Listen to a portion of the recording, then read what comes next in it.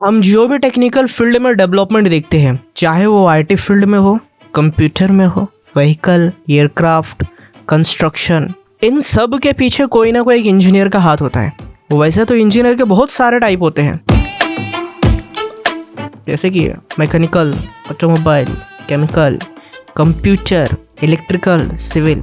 अगर मैं इनके खानदान के बारे में आपको बताने लगूँ ना तो ये वीडियो कभी ख़त्म नहीं होगा। तो वीडियो को ज़्यादा लंबा ना करते हुए इसको वहीं पे ख़त्म। तो आज का वीडियो हमारा बेसिकली एक सिविल इंजीनियर पे होगा कि एक सिविल इंजीनियर करता क्या है, उसकी कौन कौन से रिस्पॉन्सिबिलिटी होता है, किस टाइप के वर्क में एक सिविल इंजीनियर की रिक्वायरमेंट होता है। तो आज का वीडियो में यही देखेंगे। Construction like building, bridge, tower, road, plant, godown, हमारे घर में जो पानी आता है, यहाँ तक कि हमारे घर से जो पानी निकलता है उसके ट्रीटमेंट के लिए भी एक सिविल इंजीनियर की रिक्वायरमेंट होता है। ये तो हो गया उनके फील्ड के नाम, बट इनका काम क्या रहता है यार अलग अलग फील्ड में, ये समझने के लिए आप सभी को सिविल इंजीनियर के भी टाइप को समझना पड़ेगा। तो फर्स्ट होता है structural engineer, surveyor, estimator, junior engineer. हो सकता है इसके अलावा भी और भी बहुत सारे टाइप हो, क्योंकि ये जो होता है ये इनके काम के बेसिस पे ही इनके टाइप को डिवाइड कर दिया जाता है। स्ट्रक्चरल इंजीनियर पूरे स्ट्रक्चर यानी बिल्डिंग, ब्रिज एक्सेट्रा की डिज़ाइन करता है। अब डिज़ाइन का मतलब ये होता है कि कितना मटेरियल की रिक्वायरमेंट है किसी भी एक स्ट्रक्चर को बनाने के लिए। जैसे कि एग्जांपल के लिए कितना कंक्रीट बनाना पड़ेगा, कितने ग्रेड का कंक्रीट बनाना पड़ेगा, कितना सीमेंट लगेगा, कितना रॉड लगेगा, तो इन सब का डिसीजन कौन लेता है? एक स्ट्रक्चरल इंजीनियर लेता है। इसी के साथ साथ बिल्डिंग का जो कंपोनेंट होते हैं, beam, column, slab, footing etcetera की साइज भी एक सिविल इंजीनियर डिसाइड करता है। ये ध्यान में रख के कि हम जिस पर्पस के लिए बिल्डिंग को बना रहे हैं या भी किसी भी स्ट्रक्चर को बना रहे हैं वो पर्पस फुलफिल करे विदाउट फेलिंग। नेक्स्ट है सर्वेयर।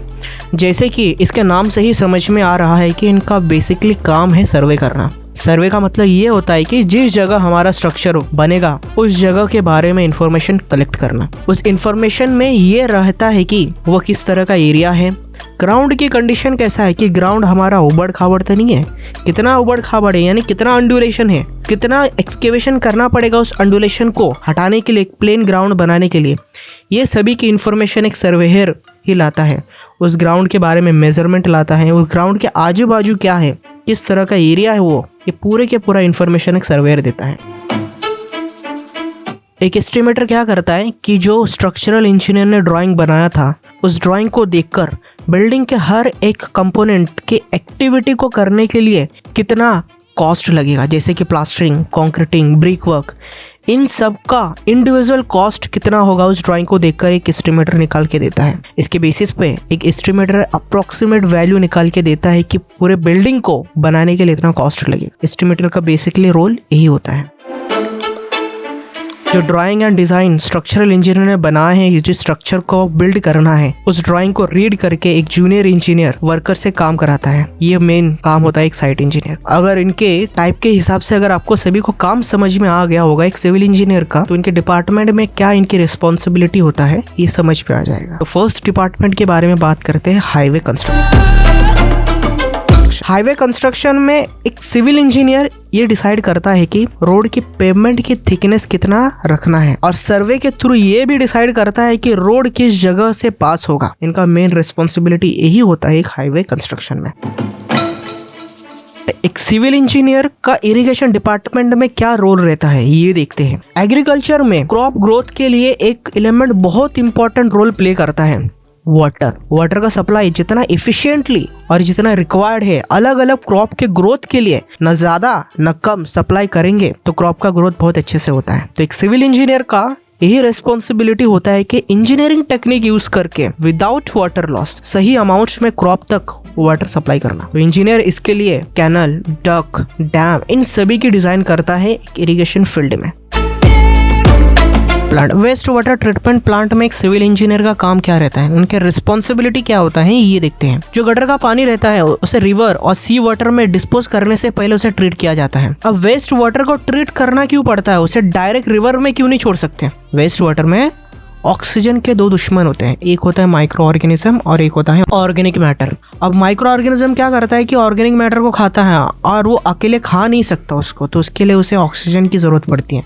ठीक वैसे ही जैसे हमें वड़ा पाव खाने के लिए चटनी। तो जब हम वेस्ट वाटर को रिवर या फिर सी वाटर में डिस्पोज करेंगे तो वो माइक्रो ऑर्गेनिज्म रिवर वाटर में जो भी ऑक्सीजन होगा उसे ऑर्गेनिक मैटर को खाने के लिए कंज्यूम कर लेगा। तो सी या रिवर वाटर में जो फिश और बाकी जो भी एक्वाटिक एनिमल होता है, प्लांट होते हैं, उनके लिए ऑक्सीजन बचेगा ही नहीं। इससे क्या होगा, हमारा एक्वाटिक लाइफ खतरे में आ जाएगा और इससे हमारे इकोसिस्टम और बायोडायवर्सिटी भी डेंजर जोन में आ जाएगा। तो इसी चीज को बचाने के लिए एक सिविल इंजीनियर क्या करता है, वेस्ट वाटर को किसी भी रिवर और या फिर किसी भी सी में डिस्पोज करने से पहले उसे ट्रीटमेंट करता है। और इस ट्रीटमेंट में क्या करते हैं, वो ऑर्गेनिक मैटर को रिमूव करते हैं। ना रहेगा ऑर्गेनिक मैटर और ना खा पाएगा ऑक्सीजन प्लांट। अब ड्रिंकिंग वाटर ट्रीटमेंट प्लांट का काम देखते हैं। हमारे घर में जो भी पानी आता है वो रिवर का ही पानी रहता है। इंजीनियर उसे ट्रीट करके पीने लायक बनाता है। अब वे इंजीनियर कैसे करता है, कौन कौन से प्रोसीजर होते हैं, इसका मैंने एक पूरा डिटेल वीडियो बना रखा है। अगर आपको जानना होगा तो आप डिस्क्रिप्शन में एक लिंक दिया है, आप जाके देख सकते हैं।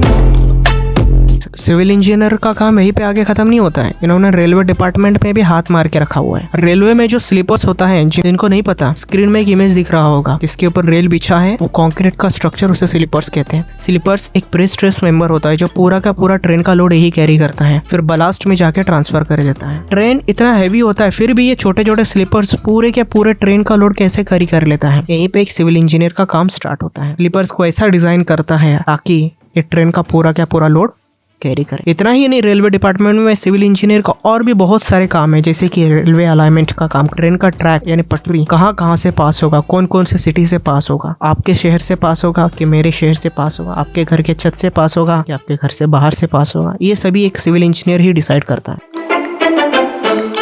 स्ट्रक्चरल इंजीनियर का जियोटेक्निकल इंजीनियर वो फ्रेंड है जिसकी वजह से घर बैठे बैठे पूरा के पूरा इन्फॉर्मेशन मिल जाता है। ठीक वैसे जिस दिन हम कॉलेज नहीं जाते और जो हमें पूरा के पूरा कॉलेज का इन्फॉर्मेशन देता है वो फ्रेंड। इसमें जियोटेक्निकल इंजीनियर करता क्या है, जियोटेक्निकल इंजीनियर उस जगह पे जाता है जहाँ पे कंस्ट्रक्शन करना होता है, उस जगह पे जाके सॉइल का पूरा इन्फॉर्मेशन कलेक्ट करता है, ऑन द साइट टेस्ट और कुछ सैंपल लेके लैब में जाके टेस्ट करता है और पता करता है कि किस तरह का सॉइल है, इसकी क्या क्या प्रॉपर्टीज है, और वो कलेक्ट करके इन्फॉर्मेशन स्ट्रक्चरल इंजीनियर को देता है, जिसकी वजह से स्ट्रक्चरल इंजीनियर ये डिसाइड कर पाता है कि उसे कौन सा मेथड से डिजाइन करना पड़ेगा स्ट्रक्चर की।